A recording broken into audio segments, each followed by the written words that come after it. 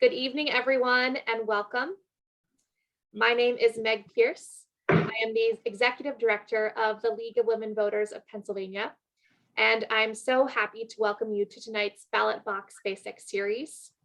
For your awareness, this webinar is being recorded, but it is a webinar, so no one is on camera. A reminder that closed captioning is enabled in this Zoom webinar. If you can't currently see closed captionings on your screen, just click live transcript in your Zoom taskbar. And if you need more assistance figuring out how to use the closed captioning, I'm dropping a help doc in the chat for your reference. So I want to share first a little bit about the League of Women Voters of Pennsylvania, the sponsor of this event. We are a nonpartisan, nonprofit organization. Our state office oversees a grassroots network of 33 local leagues on the ground all across Pennsylvania. The league encourages informed and active participation in government, works to increase understanding of major public policy issues, and influences public policy through education and advocacy. And to learn more about our work and subscribe to our action alerts, we encourage you to visit our website, balwv.org. And again, welcome to the Ballot Box Basics, information to every voter needs. We design these webinars at the League because we know and understand very intimately that voting, government, and elections can be complicated. These monthly webinars will discuss important topics like how to register to vote, voting integrity, election security, constitutional amendments you may see on a ballot, and much, much more. And we believe that whether you're a first-time voter or have voted in every election that you were eligible for, we think you'll learn something new. We also encourage you to watch previous recordings of our past Ballot Box Basics webinars, and we'll follow up with that information after this event. So tonight's event will feature a presentation on election security, ballot safeguards, and election audits. Throughout this presentation, you are welcome and encouraged to ask questions using the Q&A function of Zoom. We'll leave about 10 minutes at the end for Q&A. And I'm happy to now introduce Jonathan Marks. Jonathan is the Deputy Secretary for Elections and Commissions with the Commonwealth of Pennsylvania. He was appointed to that position in February 2019. And in his role, he oversees the state's election operations, including the modernization of the SURE system, something we all know a lot about. Prior to being appointed as Deputy Secretary, Mark served as Commissioner for the Bureau of Commissions, Elections, and Legislation. And before that, he was the Division Chief for the statewide Uniform Registry of Electors. He has testified before the State and House Government Operations Committee regarding election reform, funding for county election offices, and election operations. So he is well qualified for his job and to be with us tonight. A little bit more information on his background. He studied business administration at Ashford University in Clinton, Iowa. And since January 2008, he's also served as his local community as Vice President and President of the Liverpool Municipal Authority, which I found was a very fun fact. So Jonathan, I will now turn it over to you. You're welcome to share your screen. Great, thank you so much, Megan, really appreciate it. I'm going to take a moment here to share my screen.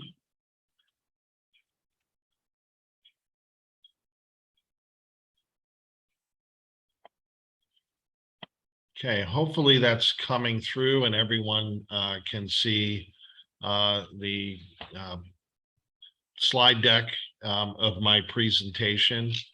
Looks great, Jonathan. We can all see it. Okay, fantastic. So I'm going to turn my camera off during my presentation just so that everyone's focus, including mine, stays on the presentation. But before I get started, I just want to say thank you again to Megan, also to all of our friends at the League of Women Voters for pulling this series of election-related presentations together in advance of this November's elections. Special thanks to Executive Director Megan Pierce, also Rochelle Kaplan and Samantha Anthony. They've been working with me to get me prepared for tonight. So I'm again very happy to be here. As Megan said, my name is Jonathan Marks, and I'm Deputy Secretary for Elections and Commissions at the Department of State. And in a moment, I'll explain what all of that entails. First, I'm going to for those of you who may not be familiar with what the Department of State does, I wanted to give you a quick overview of what we do relative to elections, voter registration, and union campaign finance. And as my title suggests, it even goes beyond elections and campaign finance. But the first item there is the statewide uniform registry of electors. As Megan mentioned earlier, I did oversee that for several years. That is the department's statewide voter registration database. All 67 counties are required to maintain their official voter registration rolls we affectionately call it the SURE system. We're government, so we have acronyms for everything, and the acronym for that is SURE. We also deal with voting systems, obviously, and we're going to talk in a little more detail about that in a bit as well. The department is responsible for examining and certifying voting systems along with federal government and to ensure that they can be safely used here in the Commonwealth of Pennsylvania. For those of you who didn't know, as of the 2020 presidential primary, all voting systems had to have a paper trail or a voter verifiable paper record and had to be certified by the U.S. Election Assistance Commission and the Secretary of the Commonwealth before they could be used in Pennsylvania. We also support voter services. We have a lot of voter services on our website, and our website is pretty easy to remember, votes.pa.gov. You can register to vote online. You can request an absentee or mail-in ballot online.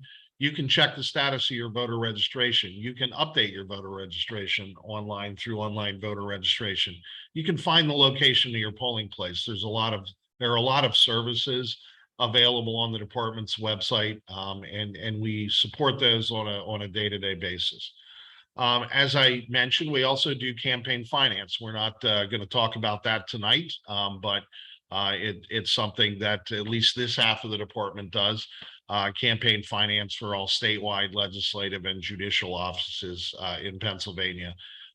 We also do lobbying disclosure. So the department and in my deputate, we administer lobbying disclosure, the lobbying disclosure database. All the filing requirements are administered by the Department of State.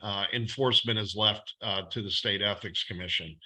And then we also also in the realm of elections, we do I call it candidate ballot access, but most people know it by petition filing. So when candidates are running for statewide, congressional, legislative seats, they file nomination petitions with the Department of State to gain access to the primary ballot. And third parties and independent candidates file nomination papers, which are very similar later on in the year to gain access to the November ballot. Just quick fact, we already have reached 8.7 million registered voters, which is very similar to where we were at the end of voter registration in 2018. For those of you who remember the last midterm election, Pennsylvania saw increased interest not only in voter registration, but we also saw historic levels of voter participation in 2018 midterm election, and I'm curious to see if we achieve the same levels of participation this November. The counties run elections. That's an important point, but the Department of State supports the counties in many ways. And to give you some idea, again, just generally how the department supports counties, we obviously support them in terms of election security and election infrastructure. We provide General poll worker training resources. We have poll worker training videos on our website and other poll worker training materials that the counties can use to supplement their own very specific training. And training is different. It varies from county to county, depending on the type of voting system a county uses. Again, we provide voter services, election guidance. We also provide guidance to counties on issues related to elections. We prescribe the official voter registration and voting forms. So your voter registration mail application is prescribed by the Department of State, as well as the absentee and mail-in balloting forms, and all other forms that are, again, available. We have digitized copies of those available on our website, and we have them available in 3 different languages, pursuant to federal requirements for language access, English, Spanish, and now Chinese in Philadelphia. And that gets me to the next thing that we provide support. We provide support for language access. The Federal Voting Rights Act requires language access when jurisdictions within Pennsylvania and other states across the country meet a certain threshold in terms of percentage of population that are limited English proficient. Election night reporting. We're not going to really get into that tonight, but that's another important component as we talk about transparency and making information available. That's a really important role that the department provides. Again, each of the 67 counties are running elections within their county, but we basically collect all of that information from counties on election night, and we report out results at a statewide level, working with each of those 67 counties. And the last thing, I'm going to put in a shameless plug for our governor's Civic Engagement Award. This is an award that's presented by the Department of State and the Department of Education to high schools that do a good job educating students and engaging and informing their fellow students about how to get involved in the voting process. And though it's not on this slide, there's one extra portion of the Governor's Civic Engagement Award that I really enjoy, that I'm really proud of, and that is recognizing students who serve as poll workers. Students, when they reach the age of 17, can serve as clerks. They cannot be elected to poll worker positions, but they can serve and assist as poll workers as long as they get sign off from their school and their parents. And we've had a lot of students who have agreed to serve as poll workers, and it's important to me because we all hear about poll worker shortages in our individual counties, and engaging young people at a young age hopefully gets them interested in serving as election officials later on in life. So again, you can learn more about elections. You're going to see this website, this URL, a few times tonight, because I want to make sure that you know where it is, where you can find this information. We have a lot of great information about election security, election administration, and all of those voter services tools available at vote.pa.gov. So as the title of this webinar suggests, I'm going to cover 3 categories of election process today. First, I'm going to talk about voting system security, both cybersecurity or network security and physical security. I am then going to talk about chain of custody as it applies to voting systems and voting materials, including ballots, ballot boxes, etc. And finally, I'm going to talk about post-election auditing. There are 2 different kinds of post-election auditing that I'm going to get into. One is something counties have been doing for years, and another, risk limiting audits, is something relatively new. Pennsylvania is one of the pioneer states in risk limiting audits, and I'll get into a little more detail about them later. So let's just I want to get started with a really high level, brief overview of the voting system timeline in Pennsylvania over the past few years, because it has evolved quite a bit just in the last 4 years. So in April 2018, the department directed all counties to select new voting systems with voter verifiable paper records, and they had to do so by December 31st, 2019.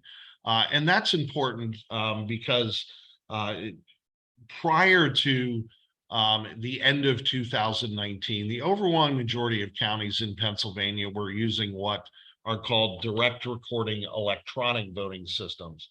And DREs are a specific type of electronic voting system that does not provide for a voter verifiable paper record of the votes cast by an individual voter. The voter made her selections on a touchscreen, press the cast vote button, and the voting system electronically tallied the votes. There was no record of the votes that the voter could use to manually verify that their votes were recorded accurately. That's not to say that those DRE systems lacked security protocols, but they were certainly less resilient than the current voting system used by counties throughout the Commonwealth. So as I said, in April, we directed all counties to replace voting systems with voting systems that provided a voter verifiable paper record. A couple of months later, the department took another important measure in maintaining voting system security by issuing new voting system security standards that augment the standards issued by the Federal Election Assistance Commission.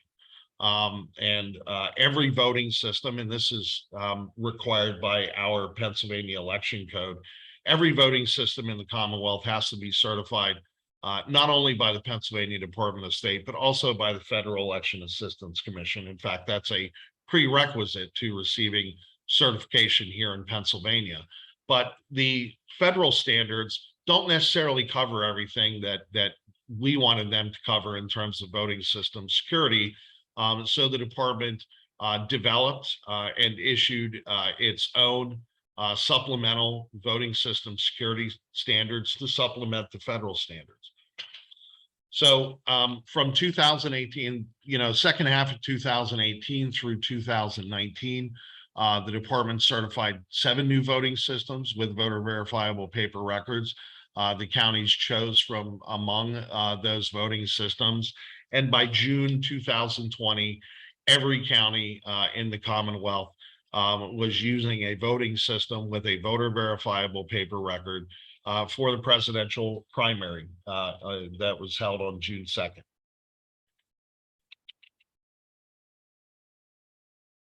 So the adoption of new voting systems tested to the new voting system standards was a really big step forward in bringing Pennsylvania up to speed on election security.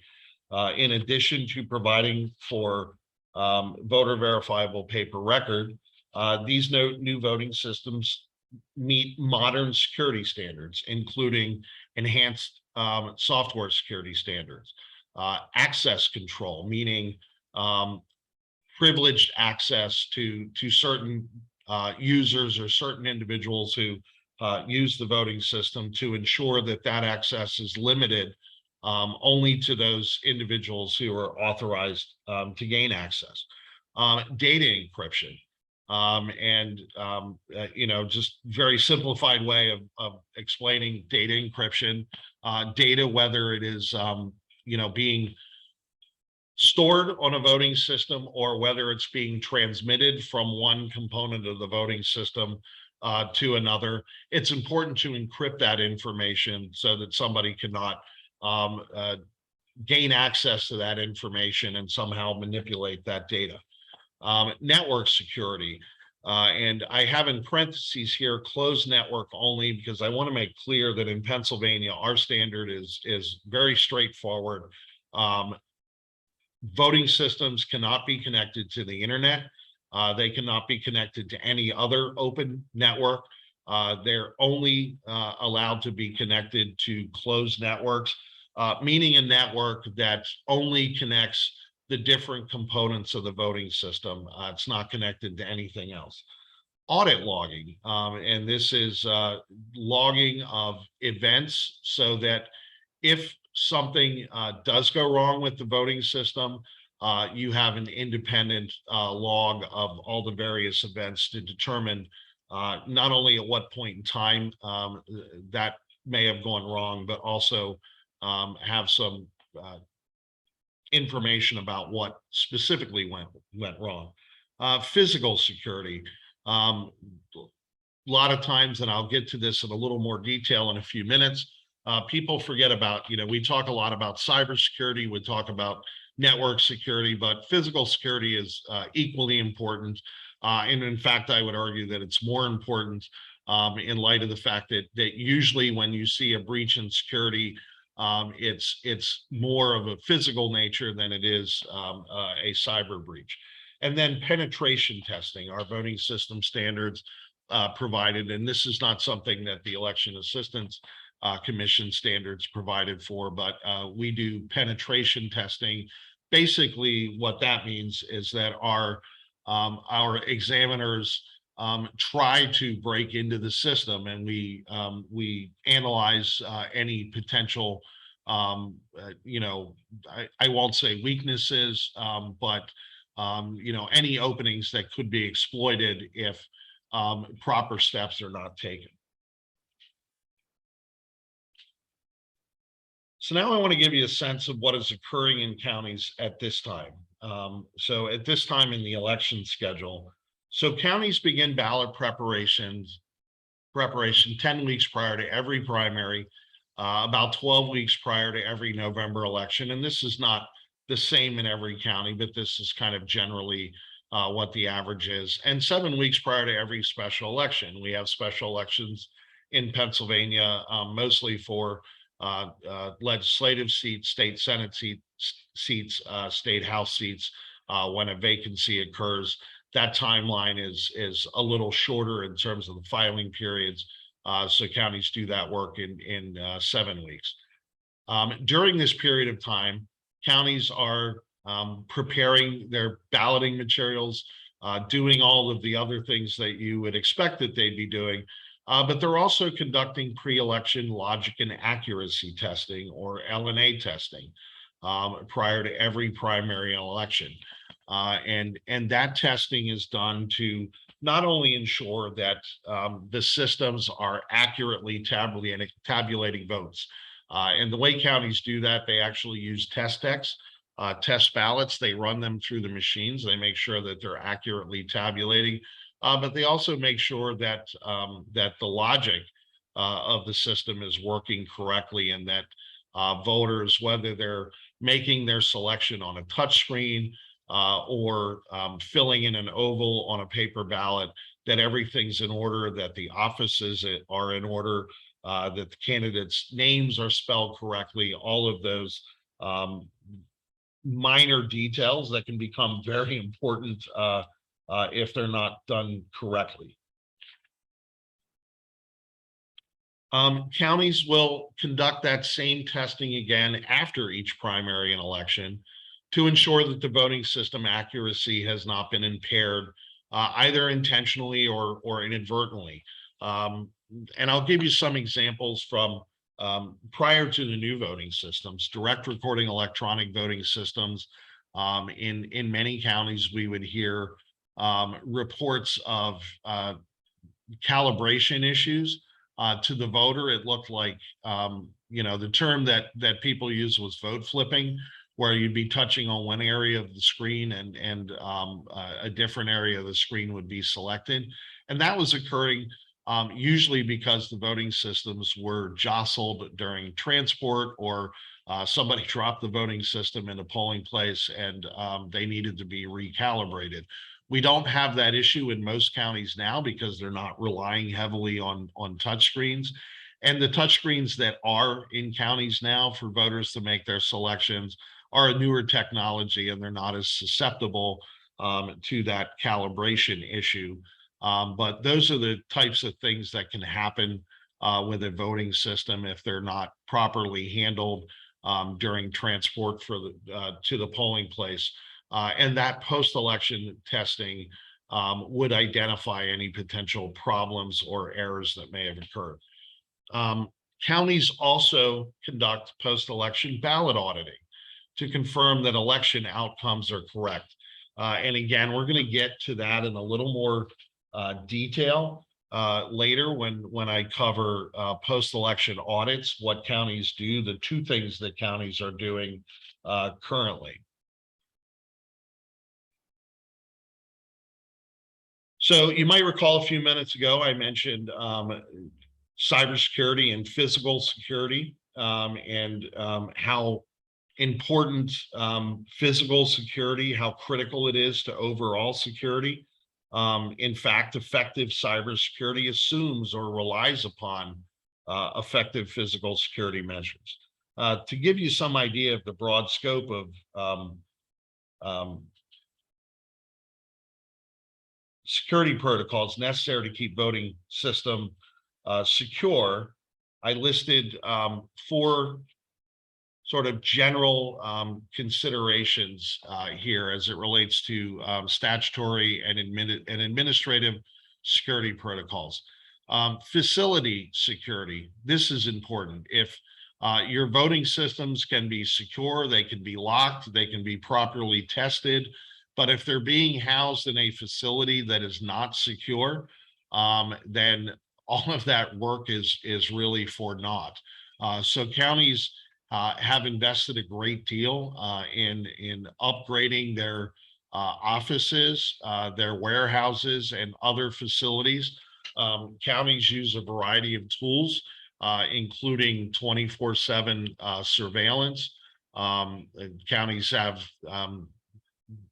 their voting systems, whether it's in the county office or in some other location, locked, and only certain individuals have access to those facilities. Chain of custody is another really important, and we'll get into this in a little more detail in a few minutes as well. But chain of custody is an important consideration, making sure that when the machines are being set up, when they're being programmed, when they're being delivered to the polling place and coming back to the election office, that all of that activity is being tracked. Every county has typically the term is voting system custodian or custodians. These are individuals that are charged with the duty of doing all the voting system setup and making sure that those voting system individual units are tracked properly from the moment they're set up, tested, locked, sealed, delivered to the polling place all the way until the moment they come back to the county election office. And again, I'll use the term access controls. This is a privileged user controlling who has access so that only authorized individuals, those individuals authorized by the Board of Elections, have access. And then the last thing is locks and tamper evidence seals. Every voting system unit deployed in the Commonwealth has to be locked to prevent tampering. And those locks are then covered up with a tamper evidence seal. So it is a seal that if somebody does attempt to tamper with the system or break into the lock, that tamper evidence seal is going to show evidence that somebody tried to break into the voting system.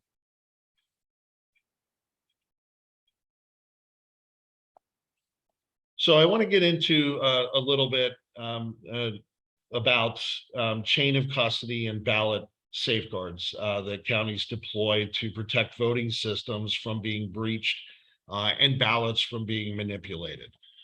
So the first thing here on the list, voting system components, as I said, are locked and stored in a secure facility between elections. So it's not just the time that they're being used in the weeks leading up to elections, but all year round. They are secured in a facility. They're locked while they're in storage. And again, counties have those tamper evidence seals that would indicate if somebody attempted to tamper with them. The components of voting systems, as I said earlier, may only be connected to one another on an isolated, single purpose network.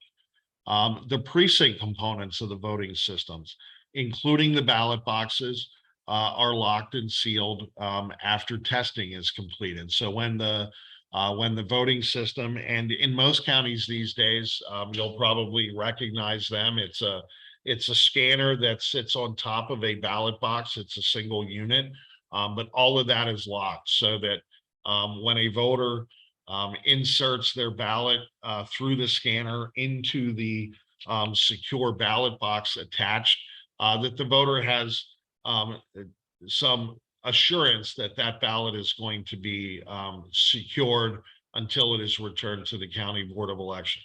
The voting system keys are delivered to the judge of elections prior to Election Day, no later than a half hour before the opening of polls. Most counties have some process in place for either delivering them directly to the judge of elections or for the judge of elections to come up and to come into the county and pick up the keys and the other balloting materials that they need for Election Day.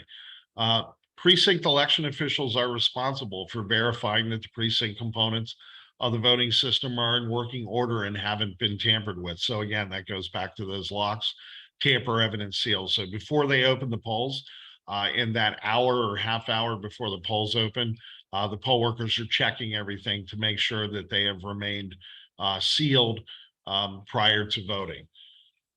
The voting system custodians and deputy custodians that I mentioned earlier are charged with maintaining and documenting the voting system chain of custody throughout pre-election testing, Election Day, and post-election activities. So there is a chain of custody documented so that if somebody, if a voting system is misplaced or does not end up where it belongs, the voting system custodian can go back through the documentation to determine where it was delivered, where it was seen last. And usually when that happens, it's because a poll worker, the local election board does not bring all of the components of the voting system back to the election office, so the election office can go retrieve that if necessary. Doesn't happen often, but it happens occasionally. You have close to 50,000 poll workers administering elections on any given election day. So you're going to have issues like that from time to time. And that's why having this documentation is very important so that you can identify exactly where things are. So the precinct results, talking about Election Day voting specifically, precinct results are signed by all members of the local board of elections. And the local board of elections is made up of a judge of elections that we talked about earlier, as well as a majority inspector and a minority inspector. And the way local boards of elections are set up, they are set up in such a way that they virtually guarantee minor or minority party representation on the local board of elections, so that the local board of elections is not made up of members of the same political party. The judge of elections is charged with returning to the county board of elections the signed precinct results and all other reports that are required by the statute. The minority inspector of elections, which is by nature going to be someone of a different political party, maintains a copy of all of those precinct results and other reports.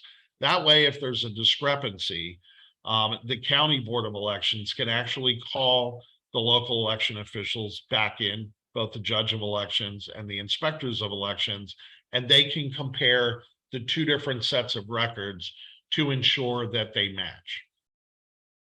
The county board of elections then reconciles the county-wide results. So when they compile the results from every precinct, they reconcile them with the precinct results during the official canvass of votes. And that's important because that process is done transparently. The official canvass that's going on at the county is done transparently. The political parties and candidates are entitled to have representation at those meetings, at those canvassing events of the county board of elections. They have to provide notice in advance of the times and locations where the official canvass of votes will occur. So all of that is being done transparently. Absentee and mail-in ballots that are returned to the County Board of Elections are secured until Election Day. It is a requirement that counties secure them in ballot boxes or other locked and sealed containers until they begin the pre-canvassing or canvassing of absentee and mail-in ballots. So I think this is really important to bring up because there's a lot of misinformation out there about how absentee and mail-in balloting works. So I want to review some things just so everyone's clear on what the requirements here are in Pennsylvania. When you apply for an absentee or mail-in ballot, and the process is the same, absentee and mail-in balloting is basically the same. The only difference between the two is that with an absentee ballot, you have to have a reason. But every person who requests an absentee or mail-in ballot must supply proof of identification.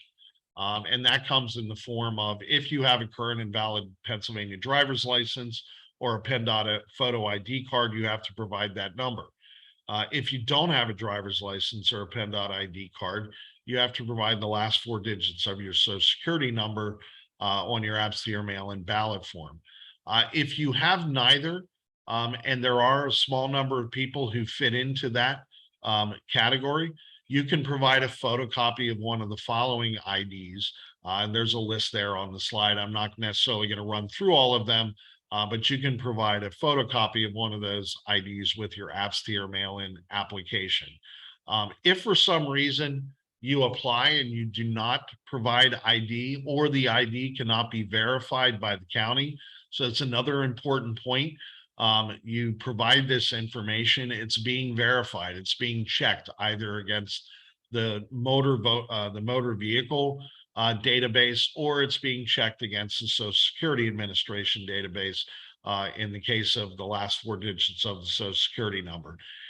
If you don't have ID, or if your ID cannot be validated by the county, you have to provide a valid form of ID by the 6th day after the election in order for your ballot to be counted.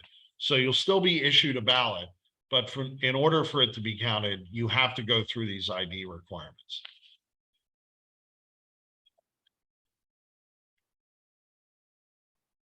The pre-canvassing and canvassing of absentee ballots of absentee and mail-in ballots that I talked about earlier is also conducted transparently. So prior to beginning the pre-canvass, and most counties, the overwhelming majority of counties, will begin their pre-canvass of absentee and mail-in ballots at 7 a.m. on Election Day. But before counties do that, they provide a list of the names of the voters whose absentee or mail-in ballots are going to be pre-canvassed, so that the political parties, the candidate representatives, they have that information available to them, so they know whose ballots are going to be pre-canvassed. One authorized representative for each candidate and one authorized representative for each political party must be permitted to remain in the room where the pre-canvass meeting occurs. In a large county, you may actually see multiple representatives for a political party or for a candidate if there's a large volume of ballots. So the political parties, the candidates are entitled to representation, and counties have to permit them to remain in the room where that pre-canvassing and canvassing occurs. Persons observing, attending, or participating in the pre-canvass meeting may not disclose the result of any portion of the pre-canvass prior to the close of polls on Election Day. The idea of pre-canvassing is relatively new in Pennsylvania, only a couple of years old. There's a lot of concern about, well, what happens if results are leaked out early? There are actually statutory penalties. Other states have conducted pre-canvassing for years some beginning as early as weeks before, nearly a month before Election Day. And to date, that has not been a problem, but it is a concern. And that's why the legislature made very clear that anyone who violates that would actually face criminal penalties under the election code. So now I'm going to get to post-election auditing, and I'm going to be mindful of my time. I know we want to leave about 10 minutes for questions. I don't want to go through it quickly, but I do want to make sure that I cover it, that I'm thorough.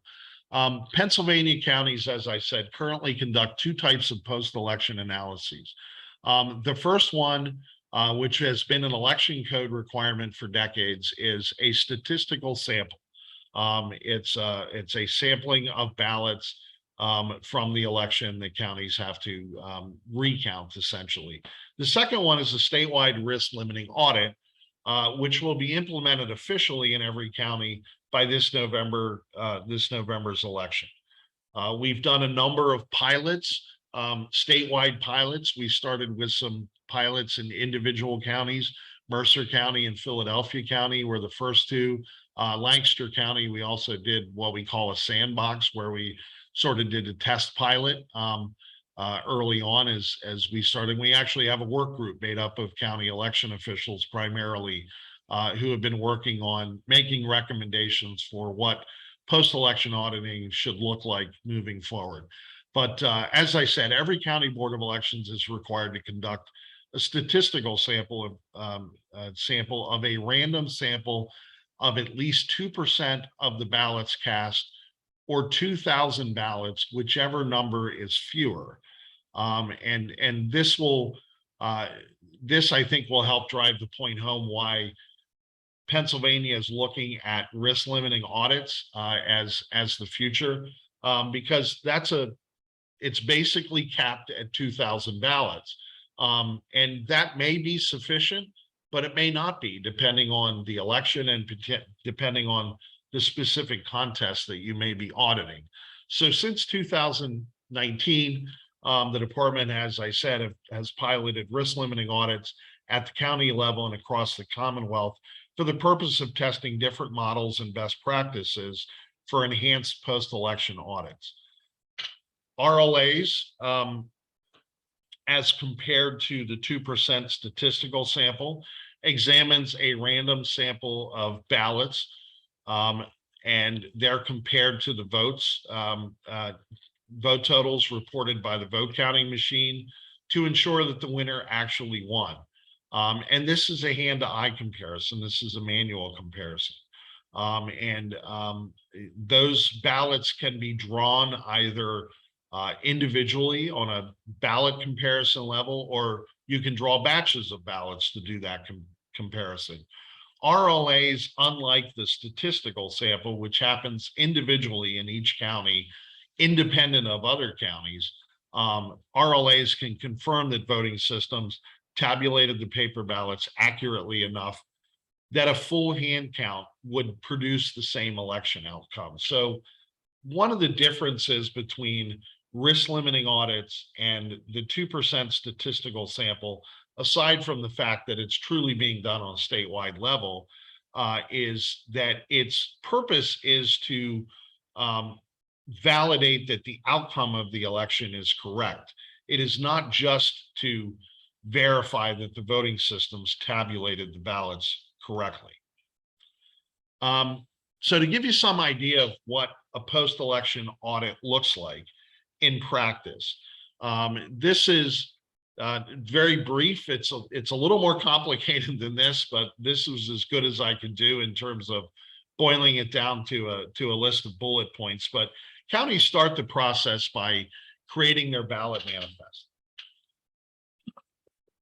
And the ballot manifest, very simply, are spreadsheets that identify the organization of and the numbers of ballots cast in each county. So it'll be a list of batches of ballots, either organized by precinct or organized in smaller batches.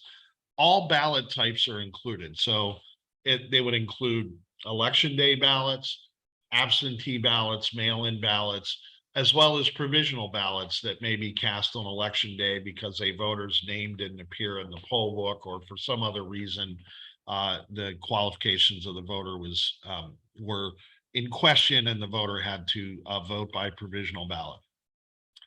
The counties then upload their manifest to the audit software, and then a random seed number is generated. And the best way I can describe this, it's basically it's a 20-digit number, and it's those numbers are generated randomly. We actually use 10-sided die to determine what the random seed is. And then using that randomly selected seed number, the audit software will go through and select the list of ballots or the list of ballot batches, depending on the type of audit being done, that have to be retrieved by each county. So the goal here is to have this selection completely randomized, so that there's no way to predict which ballots or which ballot batches will be pulled in advance of the post-election audits. Counties then retrieve the ballots, count the votes cast for the contest being audited, and upload the results of that count. And then the results are tallied and analyzed to determine if any errors occurred that could potentially change the outcome of the contest. And if it appears that errors may have occurred, then what will typically happen in a risk limiting audit is that additional ballots will have to be pulled. The idea here is it can scale up as necessary if a problem is identified, or if after the original pool of ballots or ballot batches, you cannot establish a high degree of confidence that the election outcome was correct. And worst case scenario, it could work its way all the way up to a full recount of the statewide election. That is unlikely, but it is a possibility. But again, the idea behind risk limiting audits is that it is flexible. It doesn't require the counties to do more work than they need to do. You know, going back to the 2% or 2,000. So 2,000 ballots is a lot of ballots in a county that only had 20,000 ballots. It's not very many ballots in a county like Philadelphia County that had 600,000 or 700,000 ballots cast. So, you know, having a one size fits all, you know, type of methodology is really not providing a statistically sound way of measuring the, you know, degree of confidence in the outcome. And that's why risk limiting audits, in my opinion, and the opinion of many experts, are superior to, you know, standard, you know, 2% or, you know, some static threshold number. This is flexible, it's scalable, and it can meet the task no matter how big the election jurisdiction is, no matter how big the contest is, no matter how many ballots were cast in the contest, and no matter how close the contest was. You know, one thing that we've learned about post-election auditing, when the contest is close, when the election was close, typically you have to draw more ballots than you would for an election that wasn't very close. So again, it's scalable, unlike the standard 2% or 2,000 statistical sample. So I hope I did a fair job of explaining post-election auditing. It is fairly new, at least risk limiting audits are fairly new in Pennsylvania. And you know, a lot of experts work for years on this methodology, and it can seem a little complicated at first, but once you understand the basic principles, you're basically spreading, you know, spreading those random selection out across an entire contest, including a statewide contest, to make sure that you're getting a broad enough sampling of ballots so that you, when you recount them or audit them, you can have a high degree of confidence that the outcome was correct. So I think I stayed on time. Again, before I finish, I'm going to provide the URL to our website. You can find more information about election security, about post-election auditing, risk limiting audits on our website at vote.pa.gov. So I would encourage you to go out there and now I guess I will say thank you again to the League of Women Voters for giving me this opportunity to speak to you tonight. And I'm happy to take any questions that anyone may have. Thank you so much, Jonathan. Excellent presentation. Feel free to unshare your screen, and then we will move to the Q&A portion. We've got quite a few questions kind of ready to go, but everyone, you are welcome to continue to ask questions for the next 10 minutes. So Jonathan, we had a lot of discussion in the Q&A about the term canvas because it seems to be used in different contexts. So maybe you could kind of define what you mean by canvas. Sure. Canvas is a fairly broad term, and it includes a number of activities. So it's not just the tabulation or counting of votes. It includes, in the case of absentee and mail-in balloting, canvassing those ballots. It includes examining the outer envelope to make sure it's been signed. It includes opening that envelope, making sure that the ballot itself is securely sealed in the secrecy envelope inside. And then it involves the process of opening those ballots. Once you've determined that the person was qualified, that they signed the outer envelope, then those are mixed up basically, so they cannot be tied back. That's the whole purpose of the security envelope, so they cannot be tied back to an individual voter, and then they're opened, and only then are the ballots tabulated. So the canvass process is really that whole thing, and it even continues beyond that, beyond the tabulation of ballots to the certification process, the process of certifying the final election returns. Thank you so much for that. We had another great question about the chain of custody for mail-in and absentee ballots. The question was, how does the barcoding work in terms of making sure that the ballot is that of the voter and can't be duplicated by someone else? Sure. No, that's a really great question. So the barcode that is on the declaration envelope, it's also on the envelope that goes out to the voter. That is a unique ID. Correspondence ID is the term that we use, that is tied to a voter. So it's unique to the voter. It's selected systematically at random. So there would be no way to know in advance which voter is going to have which correspondence ID on their envelope. And that correspondence ID, because it corresponds to an individual voter, if somebody submitted another ballot or tried to submit a replacement ballot and in an envelope, that barcode would not scan. You cannot have duplicate barcodes, and it would throw an error. The county would know at that point they had an issue either with the ballot itself or with the application for the ballot. Thank you for that. Another question, are audits a hand count or a machine count? And do they include all races?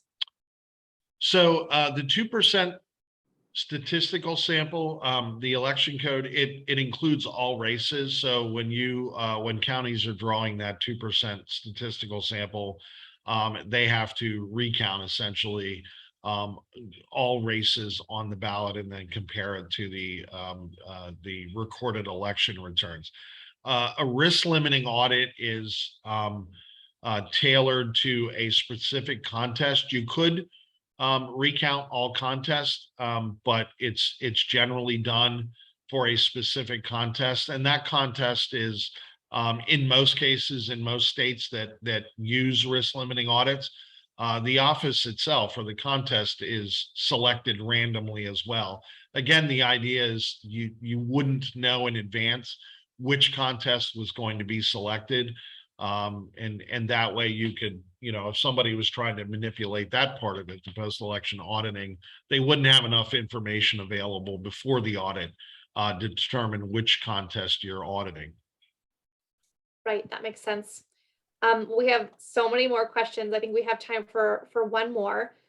We have a question from one of our Berks County League members who asked, of the 7 approved voting systems, has DOS received any feedback from counties about how well each one works?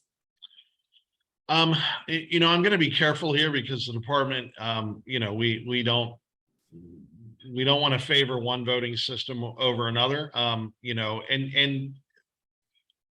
the most part, counties are happy with their voting system, and each county selects their voting system for very specific reasons that are unique to the county. Some systems are well designed to handle large jurisdictions with multiple ballot designs. I always use Allegheny County as the example because Allegheny County has a large city and then a bunch of municipal governments surrounding it. So it has probably the most complicated municipal election ballot in the Commonwealth. They selected their voting system primarily because that voting system could handle all the complex ballot designs. A smaller rural county, may have selected a system because it has robust, kind of built-in auditing within the system. So it really, I haven't heard a whole lot of negatives from counties about their voting system. And I can't say one is superior to another. It really depends on the county and doesn't meet that county's very unique individual needs. Very diplomatic answer, Jonathan. Great. Well, thank you again so much to you and Danny for your time and for help putting together this event. Rochelle, I'll pass it over to you. Okay, thank you very much. Jonathan, it was excellent. I'm overwhelmed. The information was perfect. As I told you before we got started, I was just at a meeting talking about how we need to get accurate information to folks about the safeguards on our voting systems, and this is perfect. I will also make a plug to be poll worker. If you want to see the safeguards up close and personal, become a poll worker. I did that for the first time for the 2022 primary, and it was a phenomenal experience. But I will get fired from my job if I don't talk a little bit about Vote 411. Now, Jonathan talked about the information that you can get on the Department of State's voting website. Well, Vote 411 is the league's one-stop shopping for voter information. And in fact, it links to the Department of State for registering to vote, mail-in ballot application, tracking your mail-in ballot. It also tells you information about candidates that are on your ballot, that are specific to your ballot. This information is submitted by the candidate. The candidate gives biographical information and answers 4 questions developed by the league regarding their priorities, voting, the environment, and gun legislation. So you will hear from candidates in their own words. It will also give you all the deadlines you need. October 24th for voter registration, November 1st for mail-in ballot applications, and obviously the date of elections, November 8th. It will tell you your polling place. And finally, it will give you information on any candidate forums which would be occurring in your area. So please, please go to Vote 411. Tell all of your friends and family to go there too. Finally, I want to plug our next fabulous webinar in Ballot Box Basics. It's October 3rd at 6 o'clock. It's on Pennsylvania constitutional amendments, the process by which constitutional amendments will show up on your ballot, the Department of State's involvement in public notice, as well as substantive issues pertaining to constitutional amendments. Our one and only Susan Gobreski, who was our Director of Government Policy, will be making the presentation. So I strongly encourage all of you to sign up for that again. I wish you all a good evening and good rest of your week. Take good care.